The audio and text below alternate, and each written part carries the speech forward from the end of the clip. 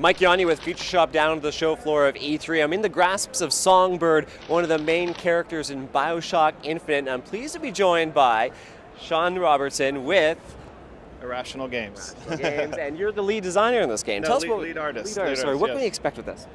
You can expect a great storyline, great environments to explore. You know, it's about the story of Booker DeWitt, who's a Pinkerton agent who is sent to Columbia, which is a city flying in the sky, to free Elizabeth from her imprisonment, and she's being held captive by this guy, the Songbird. So things get a little complicated. Now the environment looks very open, very large compared to the confines of underwater. Yeah, I mean, when we took on City in the Sky, we really wanted to bring the sky into the space and make the player feel like they were outside and that there was a vast void that they could explore around, and the city was floating. So it's definitely something that we took our time with. Now Elizabeth has her own powers, Yes. something called tears? Yeah, there are these tears that exist around the world that everybody can see, but only Elizabeth can manipulate.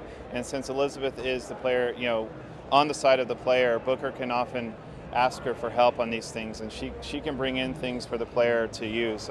In the case of the demo, you see the player bringing in some cover to help with the fight, but there's also the option of weapons, a doorway that might possibly lead to flanking the enemies. Now Elizabeth only has a limited amount of power that she can use, so the player has to make some careful decisions at that time about what tactical things he needs to bring in. Well, we saw some gameplay footage and it looks absolutely amazing. The game's coming out in 2012, so for more information and for all your E3 coverage, make sure you go to futureshop.ca.